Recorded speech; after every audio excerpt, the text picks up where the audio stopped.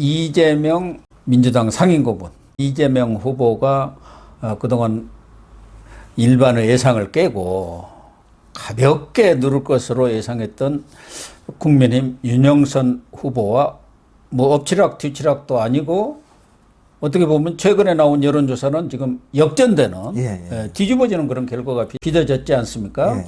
그런데 오늘 보니까 서로 가짜 논쟁을 벌이고 있더라고요. 가짜. 그래가지고 이재명 후보는 윤영선 국민의힘 후보는 가짜 개항 사람이다. 그게 무슨 말이에요?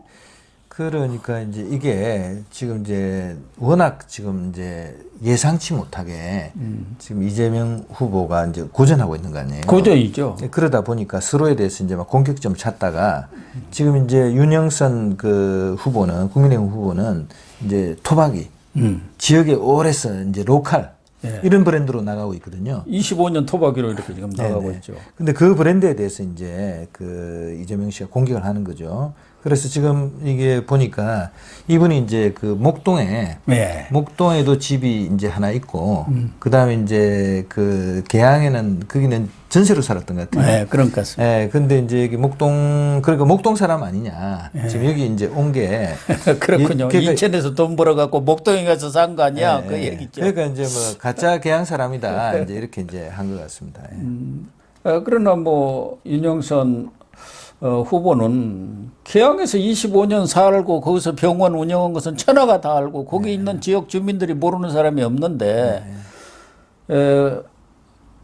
지금은 집을 두 채 가지면 여러 가지로 세금 문제들이 있어서 그냥 부인하고 목동에 배우자하고 공동소유 집이 있고 계양에 전셋집이 있었는데 그 전셋집이 지금 팔려가지고 할 수 없이 중간에 본 그 목동으로 주민등록을 옮겼다가 지난 2일 날 그러니까 예비 후보 등록 때 다시 계양구로 왔다는 거죠. 뭐 윤영선 이제 후보 얘기는 그 아이들이 이제 초등학교 졸업하고 지나가면서 이제 아이들은 조금 어쩔 수 교육 없죠. 때문에 목동으로 이제 보내고 자기는 이제 그쪽에서 계속 활동을 했는데 뭐 그래도 그때도 인천에 계속 이제 병원은 거기서 계속 한 거 아닙니까? 그러다가 이제 마지막에 뭐 이렇게 이제 주소지가 주민등록 이제 상에 주소지가 왔다 갔다 했다 지금 이건데 이거는 지금 뭐 어떻게 보면 마이너한 거고요. 큰 흐름은 사실은 이제 이재명이라는 브랜드가 급격하게 추락하는 거예요. 그렇습니다. 그게 제일 큰 지금 이변이죠. 그래서 사실 우리가 이제 가만히 생각해 보면 사실은 놀라운 어떤 그 부상이었어요. 사실 성남시장이면 서울에서 사실 그렇게 뭐 주목하는 시장 지방자치단체 정도 아니잖아요. 근데 거기서 이제 경기지사로 그리고 대선 후보로 그리고 이제 최근에는 거의 당도 이재명 사당화하는 이재명 당이에요 지금. 엄청난 그 사실은 그 권력의 중심으로 온 거죠. 그게 지금 간단히 되는 게 아니에요. 누가 뭐 이렇게 되고자 해도 예를 들어서 뭐 우리가 저 이낙연 씨나 이런 분들을 보면 오랫동안 정치 입문했고 또 정치부 기자로 활동하다 정치에 입문해서 또 뭐 국회의원도 하고 지방 국회의원 4선에 전남지사 2번에 총리까지 다 한 분 아닙니까? 캐리어가 뭐 어마어마하죠. 그런 과정을 통해서 사실 이제 핵심적인 어떤 지도자가 되는데 이재명 씨는 뭐 순식간에 그냥 스타가 지났다. 국회의원도 한 번도 안 한 거 아니에요. 그렇죠. 그러다가 거기서 거의 이 당 정당까지도 거의 좌지우지하는 상태로 왔는데 지금 이 인천 계명을에 가서 완전히 추락하네요 지금. 아까 윤영선이라는 로컬 지역 무명인사한테도 지는 거 아니에요. 그래서 이것은 제가 볼 때는 뭔가 엄청난 변화가 지금 변화에 직면하고 있는 거예요. 그 민주당 자체가. 그러니까 이재명 후보 입장에서는 이번 보궐선거에서 아주 가볍게 낙승을 하고 그러면 이제 방탄조끼 딱 입고 지방선거에서도 경기는 따놓은 당상으로 생각한 거 아닙니까? 본인이 그렇게 얘기했으니까. 그래서 인천도 이기면은 수도권에서 서울은 내준다 하더라도 두 곳을 이겨버린다.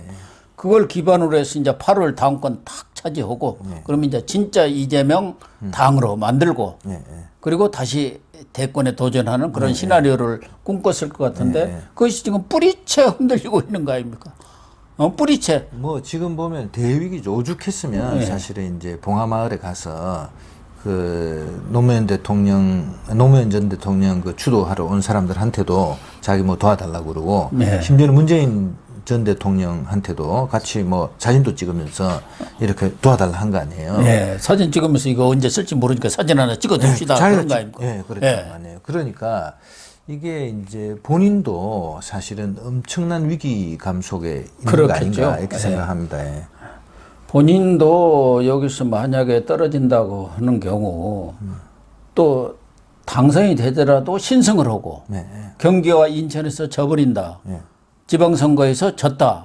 그렇게 되면은 뭐 8월 당권이고 뭐고 자신의 정치 생명도 위태로운 것 아니겠습니까? 네. 거기다가 지금 민주당도 완전히 경우에 따라서는 지방선거에서 참패할 경우 당이 이 거대 공룡이 그대로 가겠느냐. 쪼개질 수밖에 없는 그런 상황이 몰릴 가능성이 크기 때문에 이래도 저래도 지금 아주 최고 정치 인생 아주 가장 큰 위기를 맞이하고 있는 것 아니겠습니까? 그러다 보니까 할 수 있는 모든 방법들을 동원하는 것 같고 그래서 말씀하신 대로 노무현 13주기죠. 네, 거기 네. 추도식에도 가서 뭐 이렇게 도와달라고 하고 또 거기에 총동원령을 내려가지고 다 모이고 그랬지 않습니까? 네, 네. 마치 지방선거 뭐 출정식 방불한 그런 주체적 주장으로 12,000명 모였다 예. 그러니까 그만큼 뭐 아니더라도 엄청난 사람이 모인 거죠. 예. 그리고 네. 그러니까 24일에는 박지원 공동 비대위원장 네. 이 박지원 공동 비대위원장은 사실상 이재명 후보가 이렇게 지원해 갖고 지금 공동 비대위원장이 된 사람 아닙니까? 네. 이 박지원까지 등판을 시켜서 어떻게 보면 읍소 작전이랄까? 네. 반성. 네. 이 사람들 뭐 이렇게 지고 나고 어떻게 잘못되면 반성 쇼를 좀 하지 않습니까? 네. 눈물도 흘리고. 네. 뭐 그런 것까지 동원이 된 것 같아요. 제가 얼핏 보기에는. 예. 그래서 이 박지원까지 등판을 시켰는데 사실은 다른 사람을 등판시켜가지고 이제는 무슨 반성한다 뭐 도와달라 마지막 기회를 달라 하기도 지금 민망하지 않습니까? 아니 대선에 가장 패배의 책임이 큰 이재명, 송영길, 윤호중 이 사람들이 지금 이 지방선거를 앞장서서 주도하고 있으니 무슨 면목이 있겠어요. 그러니까 26살인가요? 이 박지원이 앞세워가지고 어떻게 좀 국민들을 설득해 볼까 하는데 나는 뭐 다른 내용은 잘 모르겠는데 약속을 지키는 정당 그 얘기를 보면서 꼭 그렇게 약속을 지키는 정당이 되겠다. 그럼 약속 지키는 거 다른 건 말고라도 우선 법사위부터 약속을 지켰으면 좋겠어요. 그거 자기가 볼 때는 잘못 판단한 거다. 내가 비대위원장 자격으로 법사위는 원래대로 국민한테 약속한 거 아닙니까?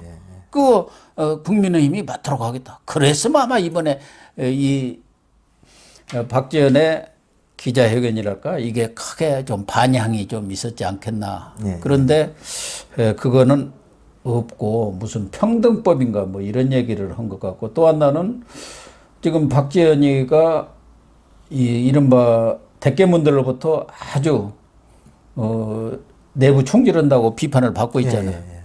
그래갖고 오히려 이번에는 박지원이가 그 개딸이라고 하잖아요. 개의 딸이라고 해서 왜 그런 명칭을 또 지었는지 모르겠어요. 그 전에도 뭐 개국본이라고는 했습니다만 오히려 개딸들을 저격하고 나선 것 같은데요. 그래갖고 개딸하고 박지원하고 싸움이 붙어버릴 것 같아요. 이게 이제 박지현 비대위원장, 박지원 비대위원장의 그 이제 이 오늘 그 기자회견에도 사실은 좀 받아들일 만한 게 있습니다. 그러니까 예를 들어서 팬덤 아닌 대중정당. 네, 옳은 말씀입니다. 사실은 여기서 이제 거의 그냥 스타를 따라가는 또 국민을 편가르기 해가지고 자기 편만 몰고 가는 그런 정치를 했고, 나 아까 말씀하신 대로 국회라는 게 사실은 대화와 타협의 장이잖아요. 인원수만 많다고 되는 게 아니고 사실은 상대방 존중도 하고 이래야 되는데 뭐 법사위원장도 안 주겠다. 그다음 금수완박 이 법안을 통과시키는 과정. 그 다음에는 그 또 당내 승비까지 이제 있었던 거 아니에요. 이런 그 큰 흐름 속에서 국민들이 큰 틀에서는 사실은 정권 재창출을 안 시켜주고 윤석열 대통령으로 정권을 교체한 것은 민주당과 문재인 대통령이 막판에 지지율이 45% 갔지만 그것은 이제 아까 저 팬덤으로 한 거 아니에요. 편가르기로 팬덤으로 한 거죠. 그래서 지금 국민들이 이제 요구하는 것은 정치를 정상화하고 제대로 된 정치를 하라 이런 요구가 있는 거예요. 있는데 계속 지금 아까 뭐 팬덤으로 가고 그냥 자기들 뭐 패거리들끼리 모여가지고 인정하지 않고 이제 그렇게 간 거에 대해서 이제 박지원 이 비대위원장이 나름대로 이제 이렇게 했지만 아직 이제 정치 경험도 부족하고 또 사실 이제 이런 젊은 친구를 사실은 이제 비대위원장, 공동비대위원장 시킨 것도 사실은 어떻게 보면 정상적인 건 아니죠. 무슨 청년위원장을 시킨다든가 그러면은 또 생각해 볼 수가 있는데 이제 사회 초년생 뭐 막 대학 졸업원 정도 아닙니까? 26이면은 그런 사람이 N번방 그거 적극적으로 이렇게 파헤쳤다 해가지고 그걸 하나의 그 계기 삼아가지고 비대위원장까지 시켰는데 정치적 경험이 있는 것도 아니고 또 어떤 사회적 경륜이라든가 그런 것도 있는 것도 아닌 상황에서 민주당을 완전히 바꾸겠다 어쩐다 이렇게 이야기하는 것 자체가 공허다 이야기죠.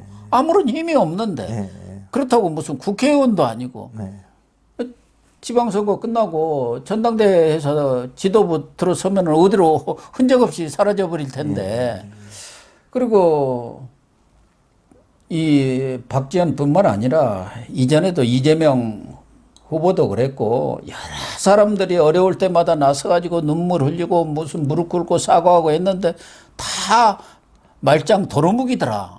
이런 것들을 우리 국민들이 다 알고 있잖아요. 지금 이 이제 내용도 보면 일부 이제 맞는 얘기도 있어요. 맹목적인 지지에 갇히지 않겠다. 미래를 준비하는 정당이 되겠다. 다 이런 얘기들은 맞는데 마지막에 보면은 이게 민주당 후보들에게 이번이 마지막이라는 생각으로 딱 한 번만 더 기회를 주십시오. 지금 이겁니다. 그러니까 이제 지방선거에서 사실은 이제 우리를 버리지 말아달라는 그 얘기죠. 근본이 그거예요. 그래서 이제 박지원 씨는 이렇게 하고, 그 다음에 이제 여기 보면은 그 이제 이재명 후보는 지금 막 가서 이제 봉하마을에 가서 지금 도와달라고 하고 이러는 거 아니에요. 근데 큰 흐름으로 이제 볼 때 이재명이라는 이 정치인이 민주당이라는 거대한 이 정당을 이제 그 어떤 힘을 한데 모아가지고 끌고 가는 이제 리더십이 부족한 게 완전히 드러났죠. 그래서 지금 이제 당 안에서도 지금 이제 이재명 가지고는 안 되는 거 아니냐 하는 여러 가지 흐름이 보입니다. 그래서 6월 1일 지방선거에서 지면 어떻게 보면은 정치 생명이 굉장히 위태로울 거예요. 이재명 자체는 위태롭고. 그렇게 되면은 사실은 그 뒤에 수사도 있고 말이죠. 어떤 일이 생길지 지금 모르는 거죠. 그러니까 이재명 씨 자체는 지금 뭐 수단과 방법을 가리지 않고 제가 생존해 보려고 하는 거고. 근데 당 내에서는 지금 보면은 이제 이재명 가지고 안 되는 거 아니냐. 문재인이 나와야 된다. 그래서 지금 문재인 등판로까지 지금 오지게야 그러겠습니까? 사실은 문재인은 뭐 갈라치기 또 편든 정치를 해서 마지막 임기가 끝날 때까지도 한 40%의 지지율을 유지를 했는데 지금 이재명이가 누구고 그 지지율을 갖고 있는 사람이 없지 않습니까? 당도 뭐 지금 30%가 깨져버렸지 않습니까? 갤럽에서 조사한 거. 그러니까 지금으로서는 친노, 친문, 이낙연, 이재명을 다 아우를 수 있는 어떤 구심점이었거든요. 그게 문재인분이 없지 않느냐. 그 얘기죠. 그렇게 돌아가는 것 같아요. 근데 지금 이제 문재인 그 전 대통령도 걱정이 많을 거예요. 자기도 사실은 저질러 놓은 게 수도 없이 많고 지금 윤석열 검찰의 어떤 수사망이 어떻게 지금 조여올지도 모르고 그렇죠. 그래서 본인 스스로도 상당히 한계를 느끼고 있을 텐데 당까지 지금 이러니까 아마 거기도 걱정 많이 할 것 같아요. 그런데 밤잠 못 잘 텐데요, 요즘에. 그래서 이제 그 대화가 재밌습니다. 그 이재명 씨하고 문재인 씨가 이제 그 봉하마을에서 만나가지고 이재명 이제 후보가 언론에 얘기를 한 거예요. 이재명 고문이 걱정도 많이 하고 우려도 정말 많이 하고 있다.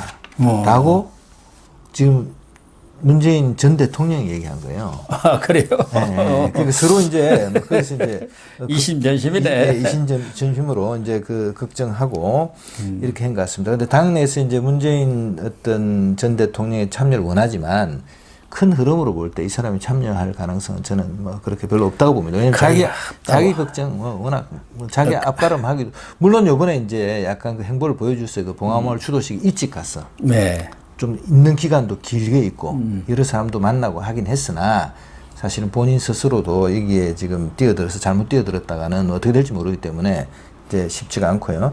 지금 흐름으로 보면 이제 이재명 브랜드의 어떤 추락이 예상돼 있다. 어떤 형태로 가도 설사 선거에 이긴다 할지라도 지금 이 선거가 이런 거 아닙니까? 모노커뮤니케이션 여론조사 보면 46.6 46.9 윤영선 씨가 이겼단 말이에요. 네. 한국정치조사협회 연구소 기호일보에서 한 거를 보면 47.4 이재명, 윤영선 47.9. 여기도 이게. 네, 여기도 이기고 있고. 지금 STI는 지난번에 처음으로 이기고 있고요. 예, 초박빙이지만 어쨌든 앞서간다는 게 중요한 거 아니에요? 네, 그래서 여기도 뭐 이길 수는 있어요. 이재명 씨가 이길 수는 있는데 이재명 후보가 왜냐하면 마지막에 이른바 그 히든 뭐 진보가 있다고 볼 수도 있고 그래서 주장하고 있으니까 이길 수도 있고 또 이재명 씨는 이 여론조사 못 믿는다고 지금 막 주장하고 있어요. 네. 그러니까 이재명 후보가 어제만 하더라도 그 여론조사에 대해서 존중한다. 네. 민주당 지지율이 빠지니까 나도 애는 아닌 것 같다. 나도 어렵다.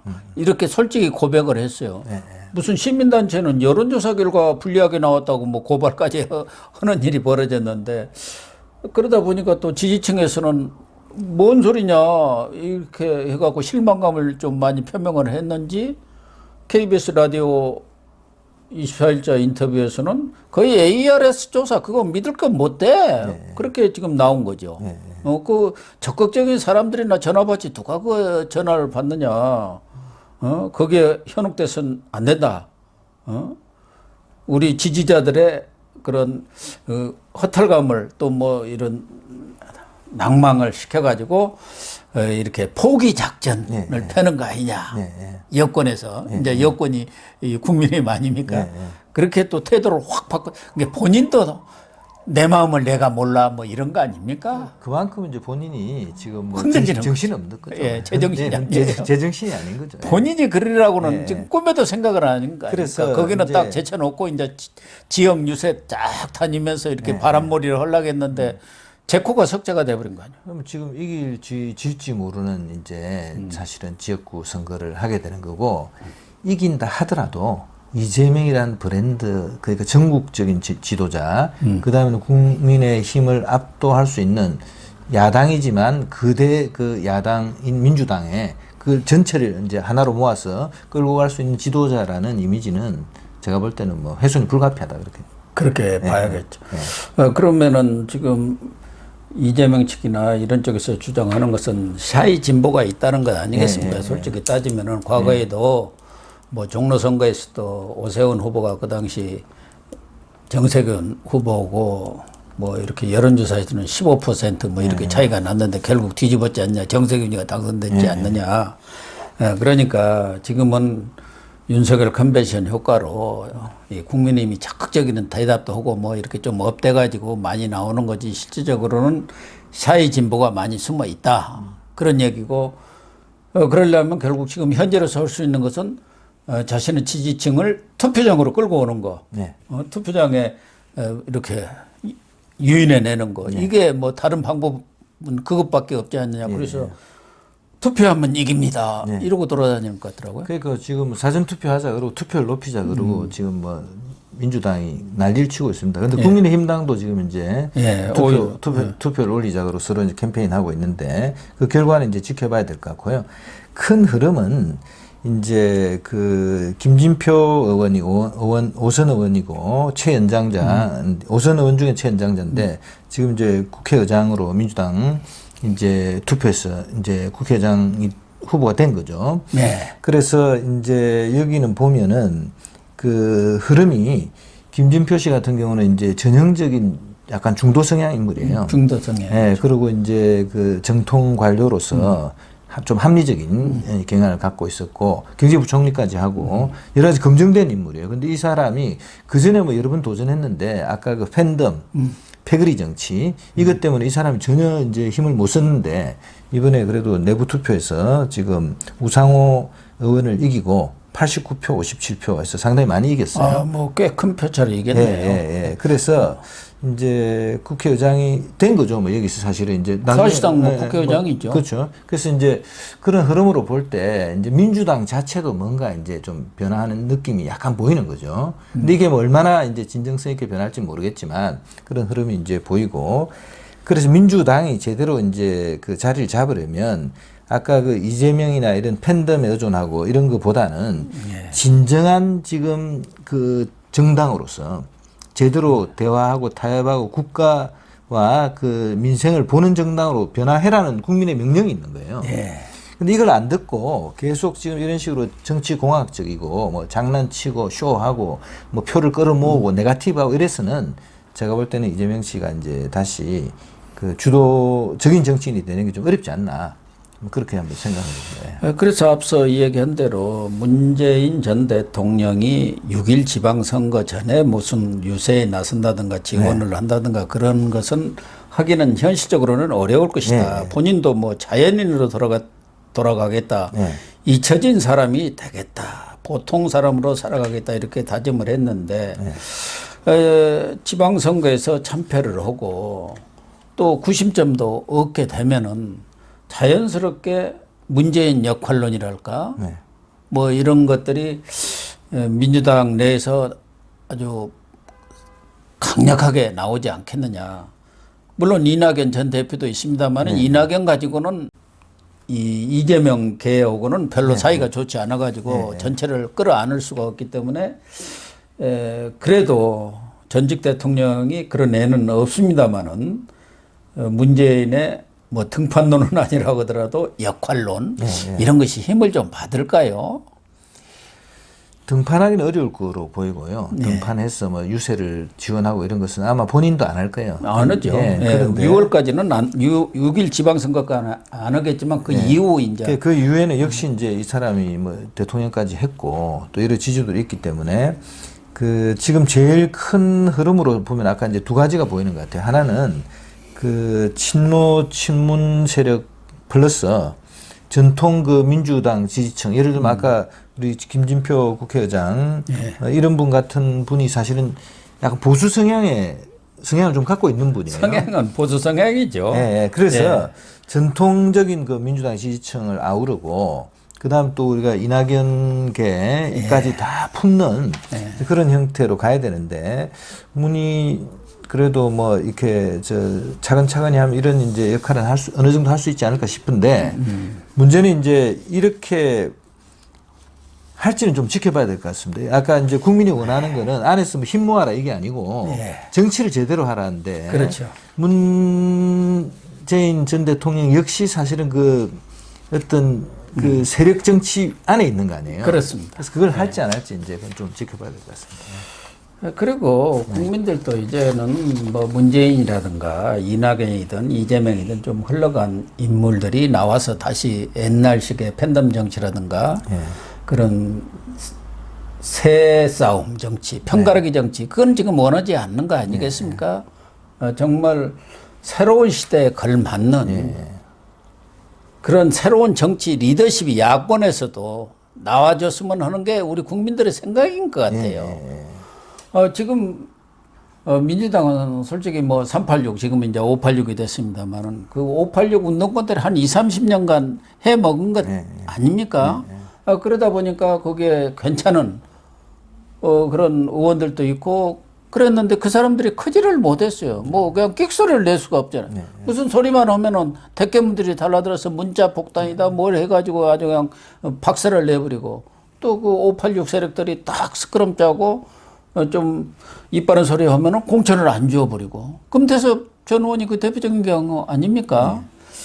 그래서 민주당이 말씀하신 대로 이렇게 새롭게 뭐 지방선거 결과가 어떻게 되든 간에 국민들로부터 다시 신뢰를 얻으려면은 정말 새로운 정치 리더십이 나와갖고 우리 국민들이 기대하는 대화 타협의 정치, 새로운 그 선진국이랄까 제4차 산업시대에 맞는 그런 정치 리더십이 나와야 되지 않겠나 그런 생각이 듭니다. 그래서 이번 8월 전당대회에서는 정말 새로운 야권의 지도자가 윤석열 대통령과 버금가는 그런 인물이 좀 나와줬으면 좋겠어요. 그래야 이게 쌍두마차로 이렇게 민주주의가 성숙되는 거 아닙니까? 뭐 오지게 했어야 문재인 등판론까지 그러니까. 나오겠습니다. 워낙 상황이 급하다 보니까 지금 이것저것 따질 때가 아니다. 이 다급한 심정은 이해는 가지만 오히려 더 민주당이 성찰을 하고 반성을 하면서 지방선거 이후에 어떻게 현명하게 대처해 나갈 건가 거기에 더 많은 시간과 노력과 그런 에너지를 투자했으면 하는 생각입니다.